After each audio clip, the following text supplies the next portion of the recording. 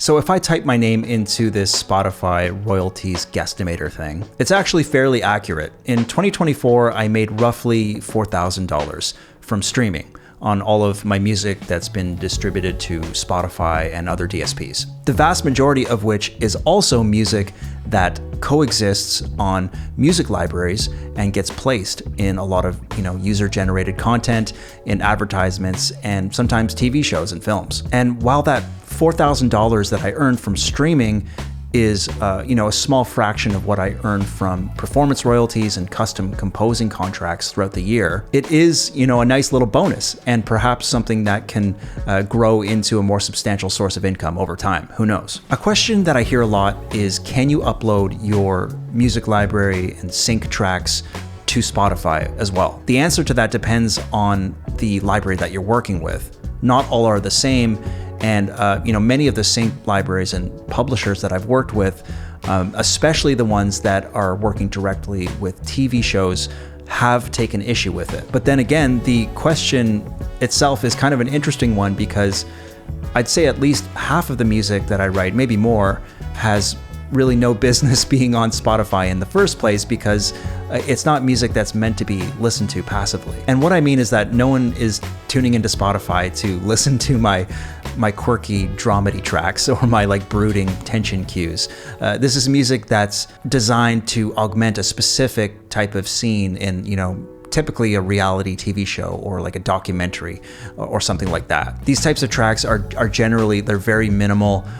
They're being used as like an underscore to dialogue, like 99% of the time. It's background music. Now, the nice thing about writing these types of cues is that they're really, really easy. Like, I can usually get one done within a few hours, start to finish. And, oftentimes a really solid track will get used multiple times throughout a series and even used in different TV shows. And the performance royalties on the back end can add up. On the other hand, the types of tracks that I write that do have crossover appeal on Spotify are ones that I usually write for user-generated content. So, for example, if you're a YouTuber, or let's just say a content creator, you would typically source your music from a royalty-free music library like Artlist or MusicBed or like Epidemic Sound. As some of you probably already know, I've been working with Artlist for a few years now and have quite a few tracks on their platform, all of which are also published on my Spotify profile. So Artlist not only actively encourages streaming, they actually act as a distributor for the majority of my catalog, and they take a cut from the streaming revenue, which is totally fine by me because, all of these monthly listeners are pretty much a direct result of the types of placements that I get through Artlist, of which there is a big variety. So you might hear some of my Artlist tracks being, used as background music under dialogue as well, or it might be like a higher value placement, like a title sequence in a film or something. I regularly hear my own Artlist music being used in advertisements. Someone just sent me this BMW ad the other day with my music in the background, which was cool.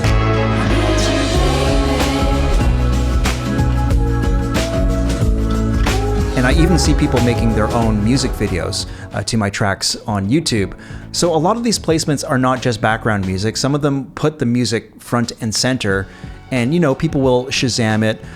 They'll find it on Spotify. Maybe they'll add it to their playlists, and it gets shared organically. So there's a lot of upside to writing tracks like this. The only downside is that my tracks for Artlist, they take way longer to write. I've spent weeks fine-tuning some of them. They're much more complex and they're much more dense. And now more than ever, the quality bar is extremely high for anything that I send to them.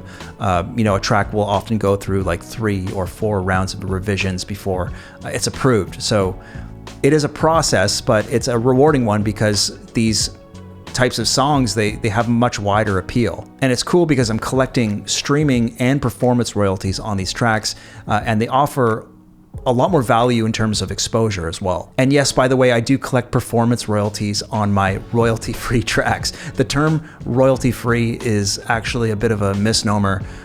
This is something that I get into in a bit more detail in my free Intro to Music Licensing course, which, by the way, I am in the process of completely overhauling because it needs a major update for 2025. I do have a link in the description of this video if you want to sign up to take the new overhauled Intro to Music Licensing course, which I'll hopefully be relaunching next month, and I will for sure be getting into all the nitty-gritty details about music licensing. Please feel free to check that out, and you'll be the first to receive access to it. It is 100% free, no strings attached. I'm genuinely stoked to share as much as I know about the music licensing industry because, well, frankly, it is rather confusing and convoluted. Now, as far as Spotify goes, I really have no strategy whatsoever. I know there's, several great YouTube channels out there and really entire industries built around this relentless pursuit of Spotify growth. And I really don't know the first thing about it. I've never paid for any playlisting campaigns. I've never paid for any Instagram or like Facebook ads to promote a single. I have pitched a few singles to like the Spotify editorial playlists over the years, but I've never had much luck with that. And, given what's been happening with like bots, with like AI generated music and like fake artists, declining royalties and all of the controversies with regards to Spotify that we're all aware of at this point. And just the fact that it appears to be like an unsustainable business model in and of itself.